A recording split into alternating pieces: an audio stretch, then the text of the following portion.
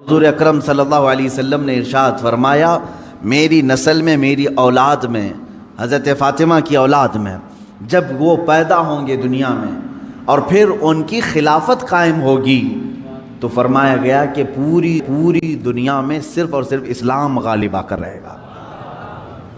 اب وہ زمانہ کب آئے گا؟ ہاں، اللہ کا وعدہ برحق ہے۔ اللہ نے فرمایا یہ دین پوری دنیا پر غالب آ کر رہے گا، چاہے تم پسند کرو نہ پسند کرو۔ اب میری گفتگو کو بھی بہت سارے لوگ ناپسند کریں گے، وہ یہی کہیں گے ایک سمپردائک بھاشن ہے، یعنی ایک دوسرے کے بھید بھاؤ کی بات نہیں۔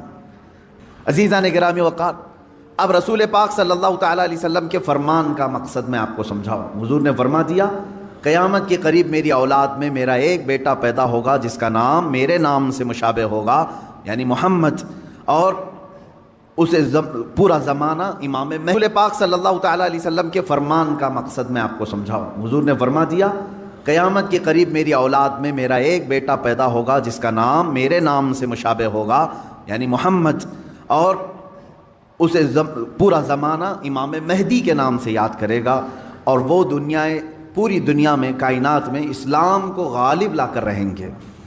اسی زمانے میں عیسیٰ علیہ السلام کا نزول بھی ہوگا۔ حضرت عیسیٰ علیہ السلام آسمانوں پر آج بھی باحیات ہیں، یہ ہمارا عقیدہ ہے سارے مسلمانوں کا۔ امام مہدی کے زمانے میں عیسیٰ علیہ السلام اتریں گے۔ یہ کون سا علاقہ ہوگا، اس کے متعلق حدیثیں ہیں۔ حضرت امام مہدی کا جو ظہور ہے یہ کب پیدا ہوں گے یہ نہیں معلوم، ظاہر ہوں گے، یہ پیدا ہو چکے ہوں گے، آج بھی ہو سکتا ہے، ممکن ہے، پاسبل ہے۔ جب ان کی عمر پاک 30-40 سال کے آس پاس ہوگی اور یہ مکہ مکرمہ میں خانہ کعبہ کے طواف کے دوران ایک لشکر آئے گا جو خانہ کعبہ کو ڈھانے کی کوشش کرے گا، حملہ کرے گا، اور حضرت امام مہدی دعا کریں گے۔ آپ کی دعا کی بدولت اللہ تعالیٰ اس آئے ہوئے لشکر کو زمین میں دھنسا دے گا۔ لوگ اسی دن پہچان لیں گے اور ان کے ہاتھ پر خانہ کعبہ کے سامنے بیعت کریں گے۔ اب یہاں سے امام مہدی کا ظہور ہوگا، لیکن اتنا آسان نہیں ہے کہ سب مہدی مہدی کرتے ہوئے ان کے پیچھے چل پڑیں گے، بلکہ ان کے جانی دشمن بن جائیں گے وہاں کچھ لوگ جو ان کو قتل کرنے کی یا ہلاک کرنے کی کوشش کریں گے۔ امام مہدی اپنے متبعین کو لے کر ملک شام کی طرف چلے جائیں گے۔ اب ملک شام وہ ہے جس زمین کو میرے آقا صلی اللہ تعالیٰ علیہ وسلم نے ارشاد فرمایا یہ حشر کی زمین ہے، یہ حشر کی زمین ہے، سارے لوگ ہانکتے ہوئے ادھر ہی لے جائے جائیں گے۔ آج شام سے سب بھاگ رہے ہیں، بمباری ہو رہی، لیکن میرے آقا نے فرمایا ایک زمانہ ایسا آئے گا کہ سب ہجرت کر کے ملک شام کی طرف جا رہے ہوں گے، سب جمع ہو رہے ہوں گے، ملک شام جمع ہو رہے ہوں گے، اور وہاں امام مہدی پہنچیں گے اور وہاں آپ کی خلافت قائم ہوگی، اور عدل و انصاف اس قدر ہوگا کہ پھر وہ زمانہ آئے گا کہ شیر اور بکری ایک ساتھ چر رہے ہوں گے، کوئی ایک دوسرے پر حملہ نہیں کرے گا، اتنا امن قائم ہوگا۔ یہ رسول پاک صلی اللہ علیہ وسلم کی احادیث میں ہے۔ اب امام مہدی کی امامت کے دوران وہ فجر کا وقت ہوگا جب حضرت عیسیٰ علیہ السلام آسمان سے اتریں گے اور جماعت کھڑی ہونے والی ہوگی، قائم ہونے والی ہوگی۔ حضرت عیسیٰ علیہ السلام ایسے اتریں گے جیسے ان کے جسم پر نہائے ہوئے قطرے ٹپک رہے ہوں۔ آپ کو حضرت امام مہدی پہچانیں گے اور آپ کو لا کر کے مصلی کی طرف بڑھائیں گے۔ نبی اللہ ہیں، روح اللہ ہیں، عیسیٰ ابن مریم سلام اللہ علیہ، قرآن پاک میں جن کے تذکرے ہیں، وہ کوئی ایک دوسرے پر حملہ نہیں کرے گا، اتنا امن قائم ہوگا۔ یہ رسول پاک صلی اللہ علیہ وسلم کی احادیث میں ہے۔ اب امام مہدی کی امامت کے دوران وہ فجر کا وقت ہوگا جب حضرت عیسیٰ علیہ السلام آسمان سے اتریں گے اور جماعت کھڑی ہونے والی ہوگی، قائم ہونے والی ہوگی۔ حضرت عیسیٰ علیہ السلام ایسے اتریں گے جیسے ان کے جسم پر نہائے ہوئے قطرے ٹپک رہے ہوں۔ آپ کو حضرت امام مہدی پہچانیں گے اور آپ کو لا کر کے مصلی کی طرف بڑھائیں گے۔ نبی اللہ ہیں، روح اللہ ہیں، عیسیٰ ابن مریم سلام اللہ علیہ، قرآن پاک میں جن کے تذکرے ہیں، وہ اللہ تبارک و تعالیٰ کی نشانیوں میں سے ایک نشانی ہے، وہ عیسیٰ آئیں گے۔ اب وہ نبی جب امام مہدی ان کو آگے بڑھائیں گے، حضرت عیسیٰ علیہ السلام امامت کے لیے آگے نہیں بڑھیں گے، اور کیا فرمائیں گے؟ ارشاد فرمائیں گے کہ یہ مصلی امامت امت محمدیہ کا حق ہے۔ آپ امت مصطفیٰ ہیں، آپ امامت کریں، ہم مقتدی بنتے ہیں۔ اللہ اکبر۔ رسول پاک صلی اللہ علیہ وسلم کے مقتدی بنے سارے انبیاء، یہ تو معلوم ہے، لیکن رسول کی ایک امتی کے مقتدی بھی عیسیٰ علیہ السلام بن رہے ہیں۔ میرے عزیزو، یہاں نبوت کا درجہ گھٹانا مقصد نہیں ہے، بلکہ یہاں امت مصطفیٰ کی فضیلت بتانا ہے۔ امام مہدی کی امامت ہوگی، اس کے بعد پھر جو دنیا میں حالات ہوں گے وہ کیا ہوں گے؟ دجال آ چکا ہوگا، اور دجال اپنے فتنے پھیلا رہا ہوگا، اور اب دجال کو کون مارے گا، کون ختم کرے گا؟ سارے لوگ پریشان ہو چکے ہوں گے، قتل عام کر رہا ہوگا لوگوں کو، ایمان والوں کا۔ جو اسے خدا کہے اسے چھوڑ دے، اور جو اسے خدا نہ مانے اسے دونوں پیر پکڑ کر چیر دے، یا گرم کھولتے ہوئے تیل میں ڈال دے۔ ظلم و ستم کی حد کر دے گا۔ کچھ لوگ ڈر کر کے کفر کر دیں گے، شرک میں مبتلا ہو جائیں گے، اور کچھ ایمان پر قائم رہیں گے، لیکن یہ زمانہ زیادہ دن تک نہیں چلے گا۔ حضرت عیسیٰ علیہ الصلاۃ والتسلیم کے نزول کے بعد عیسیٰ علیہ السلام کی جہاں تک خوشبو جائے گی یا ہوا انہیں مس کر کے نکل رہی ہوگی، تو وہ ہوا دجال کو جیسے لگے گی وہ پگھلتا جائے گا، جیسے موم آگ کی گرمی سے پگھلتا ہے، دجال عیسیٰ علیہ الصلاۃ والتسلیم کی دوری کی ہوا سے ہی پگھل رہا ہوگا۔ یہاں تک کہ مقام لد ایک جگہ ہے، اسرائیل میں ہے وہ آج، اور دنیا کا بڑا ایئرپورٹ انہوں نے وہاں پر بنایا ہے، مقام لد کا ایئرپورٹ بھی بنا ہوا ہے۔ اور حدیث پاک میں ہے عیسیٰ علیہ السلام مقام لد پہ اس کو اپنے تیر سے نشانہ بنائیں گے اور قتل کر دیں گے، اور امت مصطفیٰ کا یہ آخری فتنہ بھی ختم ہو جائے گا۔ اب اس کے بعد کیا ہوگا؟ وہی آیت جو میں نے تلاوت کیا۔ اللہ نے فرمایا هو الذی ارسل رسولہ بالہدی ودین الحق لیظہرہ علی الدین کلہ، وہ اللہ ہے جس نے اپنے رسول کو دنیا میں بھیجا ہے ہدایت کے ساتھ اور دین حق کے ساتھ، اس لیے کہ اس رسول کا دین پوری دنیا پر غالب آ کر رہے۔ اب یہ دین غالب آئے گا دجال کے خاتمے کے بعد امام مہدی کے ہاتھوں سے۔ ہر ملک یا ہر سلطنت جہاں کہیں تخت ہوگا وہاں پرچم صرف اسلام کا لہرا رہا ہوگا۔ وہ زمانہ آئے گا، وہ غالب ہو کر رہے گا دین۔ اور اللہ رب العزت نے یہ ارشاد فرمایا ہے کہ تم پر کسی اور کو پھر اللہ غلبہ نہیں دے گا۔ یہ زمانہ بھی کافی سال تک چلے گا، لیکن اس غلبہ اسلام سے پہلے کیا کیا ہونا ہے وہ بھی تو ہمیں جاننا ضروری ہے۔ آج کے وہی حالات ہیں جو مجھے اس گفتگو پر آمادہ کر رہے ہیں۔ میں نے بات تو کہہ دی آپ کو، حدیث کی روشنی میں بتا دیا کہ اسلام غالب آئے گا پوری کائنات پر دجال کے خاتمے کے بعد اور امام مہدی کے ہاتھوں سے۔ اب یہ دو بڑی نشانیاں حضور نے فرمائی، ایک تو حضور کی آل میں سادات میں امام مہدی پیدا ہوں گے، دوسرے کہ دجال آئے گا۔ یہ دونوں کا زمانہ ایک ہے۔ یہ کب ہوگا؟ کیا اس سے پہلے کچھ نشانیاں ہیں کہ دجال آنے والا ہے؟ میرے عزیزو، ہم سے زیادہ نشانیاں یہودی پڑھ کر کے انتظار میں ہیں، عیسائی پڑھ رہے ہیں۔ ایک بات یاد رکھیں، دجال کے دشمنوں میں ہم ہیں اور عیسائی ہیں۔ وہ دجال کو بھی اپنا دشمن سمجھتے ہیں، عیسائی، وہ اینٹی کرسٹ ہے، عیسائیوں کا بھی وہ دشمن ہے، لیکن یہودی اس کو اپنا مسیحا سمجھتے ہیں۔ وہ کہتے ہیں ہمیں نجات دلانے والا، ہمیں پوری دنیا میں غالب کرنے والا۔ جیسے آج ہم حدیث پاک پڑھ کر کے کہہ رہے امام مہدی آئیں گے اور پوری دنیا میں اسلام غالب ہوگا، یہودی یہ کہتے ہیں لوسیفر آئے گا یا دجال آئے گا، جس کو وہ مسیحا کہہ رہے ہیں، اور وہ ان کو نجات دلائے گا سارے ظلموں سے اور پوری دنیا میں ان کی حکومت قائم کرنے میں ان کی مدد کرے گا۔ اور اس لیے دجال کے آنے سے پہلے جو جو نشانیاں ہونی ہیں یہ یہودی خود کر کے دکھا رہے ہیں۔ کیا ہے؟ بڑی مقدس کتابوں میں یہ باتیں لکھی گئی ہیں۔ دیکھنا دجال کے آنے سے پہلے دنیا میں ایک بڑی علامت یہ ظاہر ہوگی کہ دنیا حق کو باطل بنا کر پیش کرے گی اور باطل کو حق بنا کر پیش کرے گی۔ یہ ہے آج، سچ کو جھوٹ میں تبدیل کر کے دکھا دیا جائے، شعبدہ بازی، اور اچھے خاصے لوگ بھی، پڑھے لکھے لوگ بھی اس کو جھوٹ سمجھنے لگ جائیں، یعنی سچ کو جھوٹ بنانا اور جھوٹ بات کو سچ سمجھانا۔ یہ اس کام میں اگر سب سے زیادہ مہارت کسی کو ہے تو یہ دجالی میڈیا کو ہے۔ میڈیا آج دجال کے آنے کے راستے ہموار کر رہی ہے، اور خود عالمی میڈیا کی بات کر رہا ہوں میں، پوری دنیا کی میڈیا اس میں ملوث ہے. ذہنوں کو ڈائیورٹ کر دینا، اصل مدے سے بھٹکا دینا، یہ کام کون کر رہا ہے آج؟ سب سے زیادہ میڈیا کر رہی ہے. میرے عزیزو، سچ بات کو جھوٹ بنا کر پیش کرنا یہ دجال کے آنے سے پہلے ہوگا، اور کثرت سے ہوگا، کثرت سے ہوگا. یوں سمجھ لیں ایک پرہیزگار متقی شخص کو لا کر کھڑا کر دیا جائے گا اور اسے 100 لوگ بولیں گے یہ چور ہے، چور ہے، چور ہے، اور دنیا سمجھنے لگے گی کہ ہاں شاید چور ہے. دنیا سمجھنے لگ جائے گی.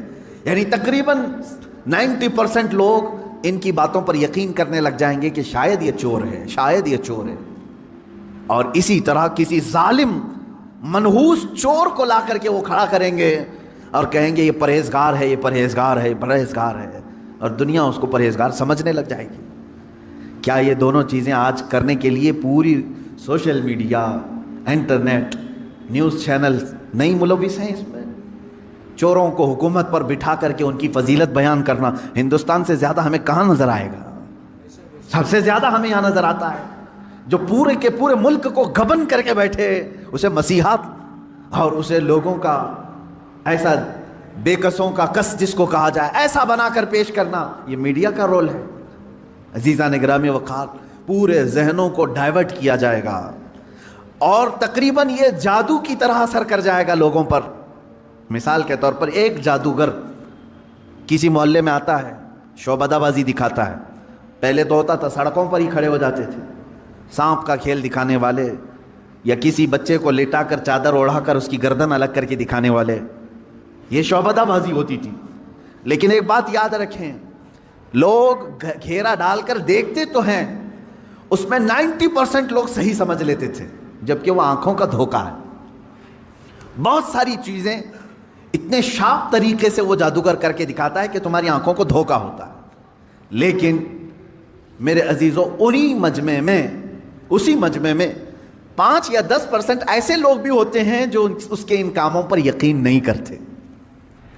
ہے ہر زمانے میں جہاں پر بھی جو جادو دکھا رہا ہے اس کے مجمع میں پورے 100% لوگ یقین کرنے والے نہیں ہوتے. چند لوگوں کے دلوں میں شک ہوتا ہے کچھ تو اس نے گڑبڑ کیا ہے. اب یہ وہ لوگ ہوتے ہیں جن کی عقل سلیم ہوتی ہے اور دل پاک ہوتا ہے، ان کے اوپر جلدی جادو اثر نہیں کرتا. اسی طرح میرے عزیزو، آج کے زمانے میں یہ جو دجالی نظام قائم ہے اس کا اثر بھی بھولے بھالے لوگوں میں تقریباً ہو جاتا ہے، لیکن سلیم فطرت والے جو عقل سلیم رکھتے ہیں ان پر ان کا جادو اثر نہیں کرے گا. اب آپ سب کو میں پہلے سے آگاہ کر رہا ہوں، اپنے ذہن کو، اپنے عقل کو سلیم بنا کر کے رکھو. یہ کیسے رہے گا؟ اللہ کی باتوں پر یقین رکھو، اور اس کے علاوہ جو بھی کہے گا، اللہ اس کے رسول کے علاوہ جو بھی کہے گا وہ سچ بھی ہو سکتا ہے، جھوٹ بھی ہو سکتا ہے، مگر میرے مولا کے قول میں جھوٹ کی طرف شائبہ بھی نہیں، سچ ہی ہوگا. جب تمہارے ذہنوں میں یہ بات آئے گی تو پھر تم دنیا کو 100% ایمان لانے والے، یقین کرنے والے نہیں رہیں گے. آج دیکھ رہے ہیں آپ، میں مسلسل پچھلے ایک ہفتے سے دیکھ رہا ہوں، فرانس میں جو گستاخی ہوئی اور اس کے پاداش میں جو کچھ بھی حالات ہوئے سب کو معلوم ہے. فرانس میں جو کچھ ہوا اس پر ڈیبیٹ انڈیا میں بھی چل رہا ہے. ہندوستان کے ہر نیوز اینکر اس کو لے کر کے گرما گرم بحث کر رہے ہیں، اور کچھ ایسے لوگوں کو لا کر بٹھایا جاتا ہے، مجھے ان کے بارے میں معلوم نہیں، وہ پیڈ ہوتے ہیں یا بکے ہوئے ہوتے ہیں، یا ان کو اسکرپٹ یعنی سکھائی جاتی ہیں، لکھ کر کے دیے جاتے ہیں، پتہ نہیں کون لوگ بیٹھتے ہیں. آپ کو عام لوگ ہیں آپ، مجھے معلوم ہے، لیکن میں آپ کے سامنے گفتگو کر رہا ہوں. سنیے، ایک اسکول کا ٹیچر بلیک بورڈ پر کارٹون بناتا ہے رسول پاک صلی اللہ علیہ وسلم کا. اس کی شکایت بھی ہوتی رہی لیکن وہ باز نہیں آیا، اور اسی علاقے کا کوئی ایک نوجوان اس سے برداشت نہیں ہوا، اس نے جا کر کے اس کا سر قلم کر دیا. یہ ہے، معلوم ہے آپ کو، یہ رپورٹ ہے، آپ کو معلوم ہے. اس نے سر قلم کر دیا، وہ اس کا اپنا پرسنلی معاملہ تھا، عبداللہ شیشانی جو بھی ہے. اب اس کو کیا چھوڑ دیا؟ لوگوں نے چھوڑ دیا عبداللہ کو، بلکہ اسی وقت گولیوں سے بھون دیا فرانس کی پولیس نے، ختم کر دیا. دونوں ختم ہو گئے، جن کے دونوں کے معاملات تھے وہ چلے گئے. اب میں ایک جملہ کہتا ہوں، تمہارے نزدیک عبداللہ شیشانی ٹیررسٹ ہے، یعنی اس نے سر قلم کیا اس لیے یہ ٹیررسٹ ہے. ہمارے نزدیک رسول کا خاکہ بنانے والا سب سے بڑا ٹیررسٹ. ظاہر سی بات ہے. اب فیصلہ یہی ہوگا. تمہارے نظر میں جو ٹیررسٹ تھا اس نے اس کو قتل کیا جو ہمارے نظر میں ٹیررسٹ تھا. بہرحال یہ معاملہ ہو گیا یا ختم ہو گئی بات.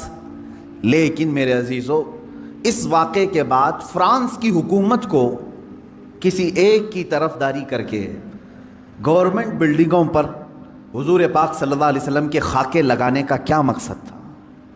حکومت کسی ایک ویکتی کے ایک پرسنل شخص کی حمایت کرتے ہوئے اور گورنمنٹ کی بلڈنگ پر بڑی سائز میں حضور پاک صلی اللہ علیہ وسلم کی تصویر لگا رہی ہے. یعنی کارٹون بنا کر کے. کارٹون در حقیقت یہ گالی کی صورت ہے. آدمی صاف گالی نہیں دے سکتا تو اس کی صورت بگاڑ کر کے کہیں لکھ دے. حضور پاک صلی اللہ علیہ وسلم کو انہوں نے کیا. اب پوری دنیا بھر کے مسلمانوں میں جو غصہ ہے میرے عزیزو, یہ قتل جو ہو چکا تھا وہ 8 دن پہلے ہو گیا, 10 دن پہلے ہو گیا, معاملہ ختم ہو گیا. اس قتل پر کسی نے احتجاج نہیں کیا.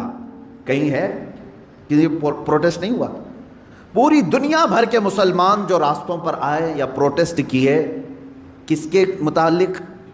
فرانس کی حکومت نے جو یہ غلطی کی ہے, اپنی عمارتوں پر, گورنمنٹ کی بلڈنگوں پر جو رسول پاک کے خاکے لگائے, اس کے خلاف پوری دنیا بھر کے مسلمانوں کو غصہ ہے اور سب آئے. یہ بات صاف صاف میں بتا رہا ہوں آپ کو, سنیے. آپ کا میرا غصہ بھی کس پر ہے؟ دیکھیں ٹیچر کا معاملہ ختم ہو گیا, اس نے کیا تھا, سامنے والے نے مار دیا, وہ معاملہ ختم ہو گیا, وہاں ختم ہو گئی چیز. اور جس نے قتل کیا اس کو بھی تم لوگوں نے نہیں چھوڑا, وہ بھی اس کو بھی گولیوں سے مار دیا, معاملہ ختم. لیکن ایک گورنمنٹ کا بلڈنگ پر اس طرح سے تصویریں لگانا, یہ در حقیقت پوری دنیا کے مسلمانوں کو جھنجھوڑنا تھا, پوری دنیا کے مسلمانوں کے دلوں پر ضرب لگانا تھا. اب ہم پروٹیسٹ کیے, آپ پروٹیسٹ کیے, ہم نے کہا. لیکن ہندوستان میں آنے کے بعد اب دجالی نظام کی جو میڈیا ہوتی ہے یہ کیا کرتی ہے؟ پورے بحث کو ڈائیورٹ کرتی ہے, پورے مدے کو ڈائیورٹ کرتی ہے. یہ سارے جتنے پروٹیسٹ ہو رہے ہیں, نیوز والے اسے کیا دکھا رہے ہیں جانتے ہیں آپ؟ نیوز والے یہ دکھا رہے ہیں کہ دیکھو ایک ٹیررسٹ کے حمایت میں اتنے مسلمان ہندوستان کی سڑکوں پر آ گئے. یعنی عبداللہ شیشانی نے جو قتل کیا ٹیچر کا, اس کی حمایت میں یہ سارے لوگ کھڑے ہیں اور پورا ڈیبیٹ اسی پر چل رہا ہے. کیا آپ لوگ ہندوستان میں رہ کر کے ایک قتل کی حمایت کرتے ہیں, ایک قتل کی حمایت کرتے ہیں؟